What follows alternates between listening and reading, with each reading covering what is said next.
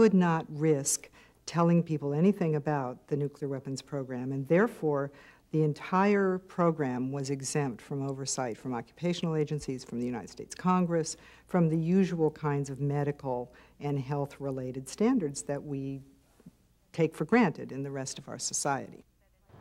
The Reagan administration spent an estimated $5 million fighting the Downwinders' lawsuit and appeal. At the same time, the Reagan Justice Department opposed any legislative effort to acknowledge and compensate the victims of nuclear testing. Justice requires an acknowledgement of what has been done in all countries of the world who have done nuclear weapons testing, and some assistance for those people, and cessation, stopping of making additional victims. If you recognize that you've caused victims and that you've done it knowingly, blatantly, then it's a lie unless you stop doing it to additional generations. Many downwinders joined organizations demanding an end to all nuclear testing. By the late 1970s, their goal seemed within reach. Paul Warnke was the chief U.S. negotiator at the Comprehensive Test Ban talks. Beginning in about the middle of 1977, the United States, the Soviet Union, and Great Britain tried to negotiate a comprehensive test ban treaty. We really were quite confident we could get one, and as a matter of fact, by the end of 1977, we had solved all of the major technical and verification problems.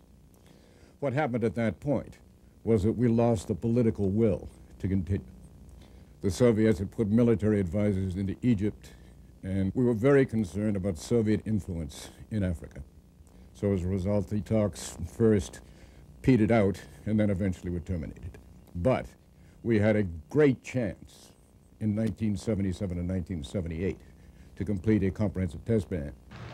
Any progress in arms control ended with the Soviet invasion of Afghanistan in 1979.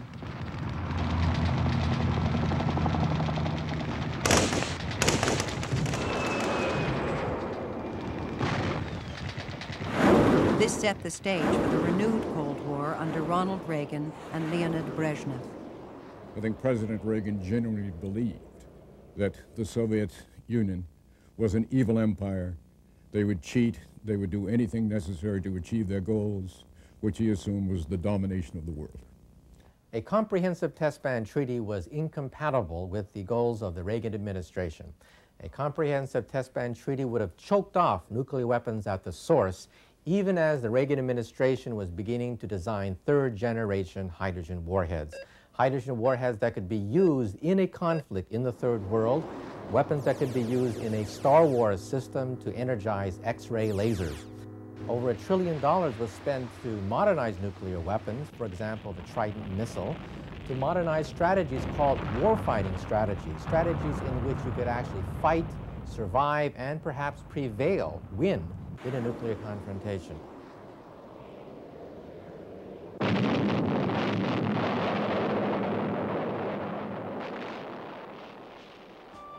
People got scared. And as a result, things like the Freeze campaign generated an awful lot of enthusiasm. And it stimulated sort of worldwide concern. Where are we heading? Are we heading for nuclear war? Throughout the Reagan and Bush years, the anti-nuclear movement grew dramatically. In the Nevada desert, Father Louis Vitale led Franciscan priests and other demonstrators in nonviolent actions against nuclear testing. You have to live your life for your commitments, for something you believe in.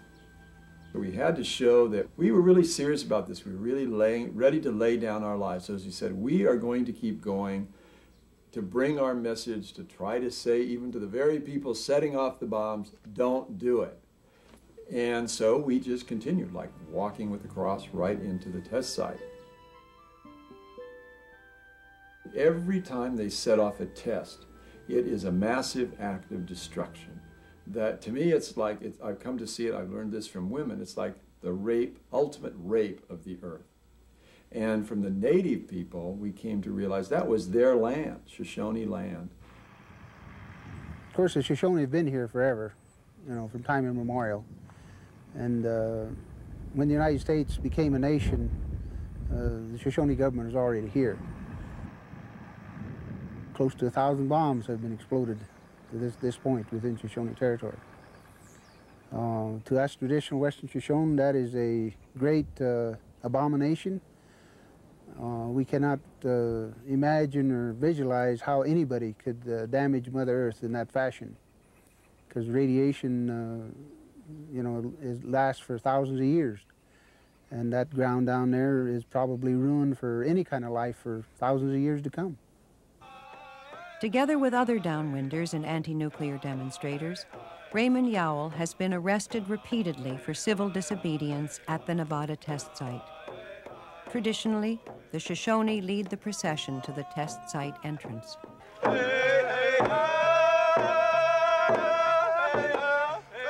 It's a proud feeling to be able to demonstrate in that small way your love for Mother Earth.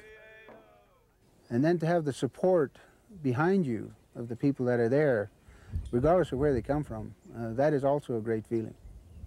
And it reinforces our belief in humanity. You know, that there are people out there who respect Mother Earth, who think of her as the way we do, and is willing to do something about it. I don't think one ever commits civil disobedience lightly. It's not a neutral act. It was a gesture out of respect for the elders. And not only the Shoshone elders, but my own elders that have gone before me. My mother, my grandmothers, my aunts. And I must have walked for 2 hours. And in that silence, in that desert silence, it was as though the voices of my dead came back to me. And I could feel the presence of the women, of the lineage that I'm a part of. I could feel the voices of, it was as though you felt the voices of all those who had been sacrificed as a result of these tests.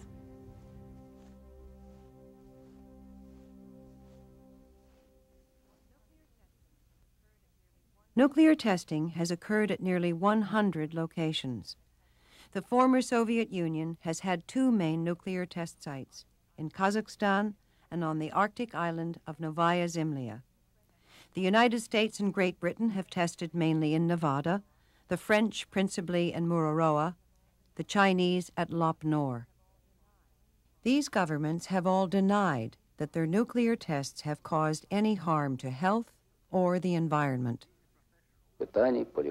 Being a professional, I can say that at present, under the modern methods of conducting tests, the test site is absolutely secure in respect to radiation. And we have made every time, and we are going on making a lot of tests on all the fish, milk, coconuts, and so on. We measure all the radioactivity in these products, and there are none. I'm absolutely certain that nobody did suffer as a result of the test. That is what the detailed measurements taken over the country and also within the test site itself show with absolute certainty. We appreciate that there have been problems in the Soviet Union with venting. We are aware of those. These are not the kinds of problems that the United States has at all. The U.S. Government Accounting Office reported that 52% of all U.S. underground tests have released radiation into the atmosphere. The U.S. Department of Energy estimated that 3,000 acres of topsoil at the Nevada test site are contaminated with plutonium. Will pose real threats to future generations at unpredictable times in ways that will be very hard to monitor and detect until some damage has been done.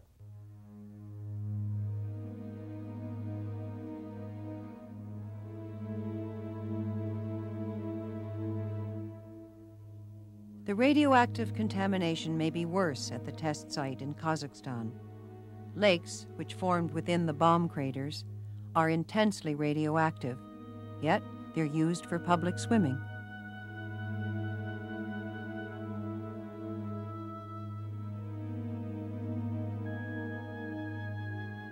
In 1986, the Chernobyl nuclear accident in the former Soviet Union sent a radioactive cloud over half the planet, creating millions of new downwinders.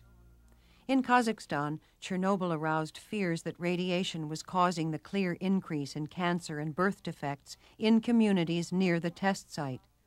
Gorbachev's policy of glasnost allowed the people to speak out for the first time. During the last explosion at the test site, a dangerous amount of radioactive gas was released into the atmosphere.